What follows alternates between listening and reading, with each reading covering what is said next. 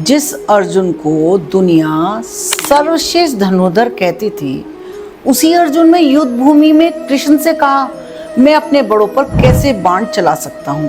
क्या आपको भी कभी ऐसा लगता है कि रिश्तों के डर या भावनाओं के कारण सही फैसला लेना असंभव हो जाता है। दूसरे अध्याय का चौथा श्लोक। अर्जुन उवाच कथम भीष्ममहं संख्ये द्रोणं च मधुसूदन इषुभिः प्रतियोत्स्यामि पूजार्हा वरिसूदन।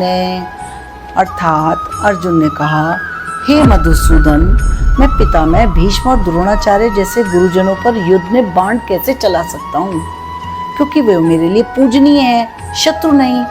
अगर आपको भी गीता के इस ज्ञान से नया दृष्टिकोण मिल रहा हो तो अभी फॉलो और सब्सक्राइब करें, ताकि हर श्लोक सीधे आपके दिल तक पहुँचे। दोस्तों, अर्जुन की यही स्थिति आज हमारी भी है। हमारे जीवन में भी ऐसे पल आते हैं जहाँ हमें सही काम करना होता है, लेकिन दिल करता है कैसे, ये तो मेरे अपने हैं, इन्हें मैं कैसे चोट पहुँचा सकता हूँ। जैसे रिश्तों में जब सच्चाई बोलने से किसी को दुख पहुँचेगा, ऑफिस में जब ईमानदारी दिखाने से अपने ही साथी नाराज होंगे, परिवार में सही निर्णय लेने पर अपनों का ही विरोध होगा। अर्जुन की तरह हम भी उलझ जाते हैं। कर्तव्य बनाम संबंध। लेकिन याद रखिए, अगर धर्म और सत्य की रक्षा करनी है तो कभी कभी कठिन फैसले लेने ही पड़ते हैं। अर्जुन की दुविधा हमारी दुविधा है और गीता का ज्ञान आज भी सही रास्ता दिखाता है।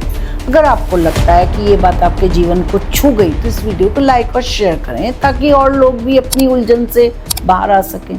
यहीं पर गीता का प्रसंग और भी रोचक हो जाता है। अभी पिछले 2 श्लोकों में श्री कृष्ण ने अर्जुन को भावुकता में कमजोर होने के लिए और गांडीव छोड़ देने पर डांटा था, लेकिन अर्जुन ने फिर से रुआसे होकर बोलने लगे, हे कृष्ण, मेरे सामने जो खड़े हैं ये कोई असुर या दैत्य नहीं है, ये तो मेरे पूजनीय दादा भीष्म और मेरे गुरुदेव द्रोणाचार्य हैं।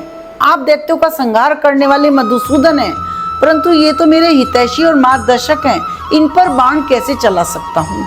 यहीं से हमें समझ में आता है कि अर्जुन भगवान के श्लोक में उनको मधुसूदन और अरिसूदन कहकर मानो याद दिला रहे हैं, आप तो संसार से द्वेष करने वाले और अनिष्टकारी दैत्यों का संहार करते हैं, लेकिन ये तो मेरे अपने हैं।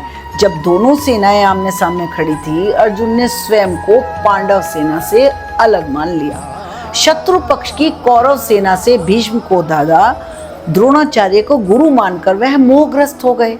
संदेश ये है, जब हमारा मैं छोटा और सीमित हो जाता है, केवल व्यक्तिगत रिश्तों तक बन जाता है, तब हम उलझते हैं, दुर्बल होते हैं। लेकिन जब यही अहम व्यापक होकर किसी सेना, किसी आदर्श, किसी राष्ट्र से जुड़ता है, तब नैतिक शक्ति जागृत होती है। अर्जुन का मोह उनके छोटे अहंकार का परिणाम था और यही हमारी समस्याओं की जड़ है। एक बार फिर से पाठ करते हैं। अर्जुन उवाच कथम भीष्ममहं संख्ये द्रोणं च मधुसूदन इषुभिः प्रतियोत्स्यामि पूजार्हा वरिसूदन। जिंदगी हमेशा आसान विकल्प नहीं देती। कभी कभी सही रास्ता वही होता है जो सबसे कठिन लगे। अर्जुन की तरह अगर आप भी उलझन में हैं तो श्री कृष्ण का स्मरण कीजिए, धर्म का पक्ष चुनिए, सत्य का पक्ष चुनिए, क्योंकि अंत में वही विजय पाता है जो रिश्तों से ऊपर उठकर सत्य के लिए खड़ा हो। कमेंट करें आपको क्या लगता है। गीता का ज्ञान हर शंका का समाधान। जय श्री कृष्ण।